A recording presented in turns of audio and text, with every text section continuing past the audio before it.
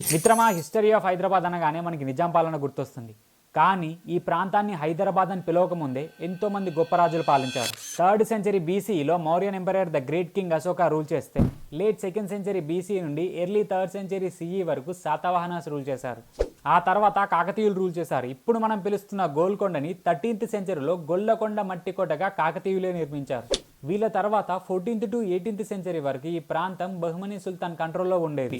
1518 నుండి 1687 వరకు కులీ కుతుబ్ షా డైనెస్టీలో ఉండేది. ఆ సమయంలోనే గోల్కొండ మట్టికోటని గోల్కొండ గ్రనైట్ కోటగా నిర్మించారు. కులీ కుతుబ్ షా 5 చార్మినార్ని నిర్మించి హైదరాబాద్ని స్థాపించారు. 1687లో మొఘల్స్ హైదరాబాద్ని ఆక్రమించి 1724 వరకు రూల్ చేశారు.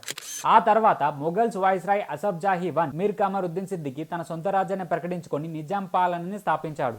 మన హైదరాబాద్ బ్రిటిష్ రూలింగ్ టైంలో ప్రిన్స్లీ స్టేట్గా మారింది. అలాగే వజ్రాల వ్యాపారానికి, సంపదకి ప్రసిద్ధి చెందింది.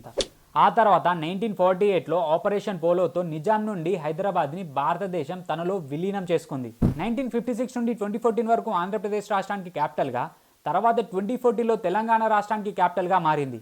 ఇలా తన ఖ్యాతిని ప్రపంచ దేశాల వరకు పెంచుకుంటూ ఎదిగింది మన హైదరాబాద్.